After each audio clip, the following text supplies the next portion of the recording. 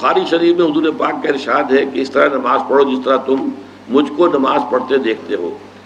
سوال یہ کہ حضور نے کس طرح نماز پڑھی، جبکہ بخاری شریف میں حضور نے رفع یدین کی نماز پڑھی ہے بخاری شریف میں حضور نے رفع یدین کی نماز پڑھی ہے۔ دیکھیے حضور نے مختلف طریقوں اختیار کیے مختلف اوقات میں۔ اب صحابہ کا طرز عمل یہ ہوتا تھا کہ مثلا ایک روایت آتی ہے کہ ایک صحابی حضور سے ملنے آئے، کوئی بدوی تھے، دیہات کے آدمی تھے، انہوں نے حضور کو دیکھا کہ آپ کا گریبان کھلا ہوا تھا، آپ نے بٹن لگائے ہوئے نہیں تھے۔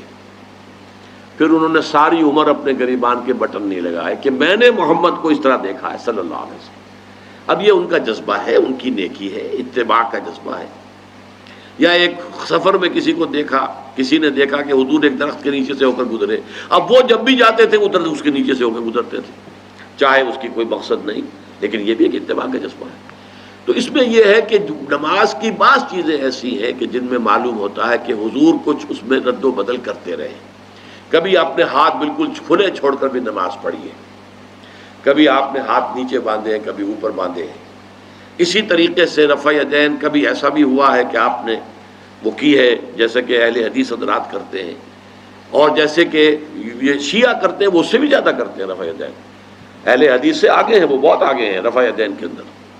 اور ایک رائے یہ ہے کہ حضور نے آخری زمانے میں آ کر سارے رفع یدین چھوڑ دیے تھے سوائے یہی جو تکبیر تحریمہ کے وقت ہے۔ اب یہ روایات، اب یہ بحث ہو جائے گی علمی، کس روایت کا کیا مقام ہے، کس کی کیا حیثیت ہے۔ بخاری شریف میں جو روایت ہے وہ یہی ہے رفع یدین کی، جو آپ صحیح کہہ رہے ہیں، لیکن یہ کہ بخاری شریف واحد کتاب تو نہیں ہے حدیث کی، مصنف عبد الرزاق ایک کتاب ہے، اور اسی طریقے سے اور اس میں یہ کہ امام مالک کے پیروکار، حالانکہ امام مالک مدینے کے دارالہجرہ کے امام ہیں، وہ رفع یدین نہیں کرتے، امام شافعی کے کرتے ہیں، امام مالک کے نہیں کرتے، امام ابو حنیفہ کے نہیں کرتے۔ تو ان چیزوں میں بہت زیادہ پریشان ہونے کی ضرورت نہیں ہے۔ اصل جو معجزہ ہے حضور کا اور اسلام کا وہ یہ ہے کہ 1400 برس گزر گئے لیکن نماز کے ضمن میں اتنا اختلاف نہیں ہے کہ تمام مسلمان باجماعت نماز نہ پڑھ سکیں۔ دیکھیے رفع یدین کرنے میں جماعت ٹوٹی نہیں، آپ نے کیا یا نہیں کیا، جماعت کی فارمیشن برقرار رہی۔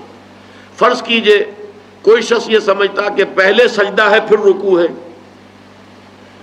تو اب یہ دو آدمی ساتھ نماز نہیں پڑھ سکتے، جن میں سے ایک کے نزدیک پہلے رکوع ہے پھر سجدہ ہے، دوسرا یہ سمجھتا ہے کہ نہیں پہلے سجدہ ہے پھر رکوع ہے، نہیں ہو سکتی، ان کی جماعت اب جمع نہیں ہو سکتی۔ یا کسی کا یہ خیال ہو کہ جیسے ہر رکعت میں رکوع ہے کہ سجدہ بھی ایک ہے، وہ ایک سجدہ کر کے کھڑا ہو جائے۔ اب ظاہر بات ہے دوسرا شخص جس کے نزدیک دو سجدے ہیں وہ ایک اور سجدہ کرے گا، فارمیشن ٹوٹ گئی، اب وہ ساتھ نماز نہیں پڑھ سکتے۔ 1400 برس بیت گئے، مشرق بعید سے مغرب بعید، پوری دنیا، آج تو کوئی کونا ہے ہی نہیں جہاں مسلمان نہ ہو، لیکن جو سالڈ مسلمان جو ہیں وہ تو آپ سمجھیے کہ انڈونیشیا سے لے کر موریتانیہ تک تو مسلمانوں کی کتنی بڑی تعداد ہے۔ لیکن کہیں ایسا نہیں ہے کہ آپ کی فارمیشن ٹوٹتی ہو، کوئی ایسا مسلک نہیں ہے جس میں یہ خیال ہو کہ مغرب کی رکعت میں 2 ہیں جیسے فجر کی ہے، نہیں، وہی 3 رکعتیں ہیں۔ کوئی ایسا مسلک نہیں جس میں یہ معلوم ہو کہ فجر کی رکعتیں 3 ہیں 2 نہیں ہے، کوئی نہیں۔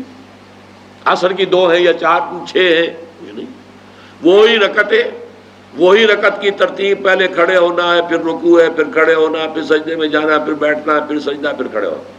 فارمیشن نہیں ٹوٹتی، شیعہ ہو سنی ہو، اور اس میں حنفی ہوں مالکی ہوں شافعی ہوں حنبلی ہوں زیدی ہوں ظاہریہ ہوں، کوئی بھی ہو، کسے باشد، تمام مسلمان مل کر جماعت سے نماز ادا کریں گے اور ان کی جماعت ٹوٹتی نہیں ہے۔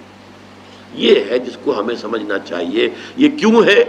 صلو کما رأیتمونی اصلی، کہ حضور کی کو جس طرح دیکھا صحابہ نے نماز پڑھتے ہوئے ویسے نماز پڑھ رہے ہیں، صحابہ نے ویسے نماز پڑھی، پھر آپ کے بعد تابعین نے اسی طریقے سے نماز پڑھی، پھر اس کے بعد تبع تابعین نے پڑھی، نسل بعد نسل منتقل ہو رہا ہے۔ باقی تھوڑا تھوڑا اختلاف اگر ہے تو اس کے لیے زیادہ پریشان نہیں ہونا چاہیے۔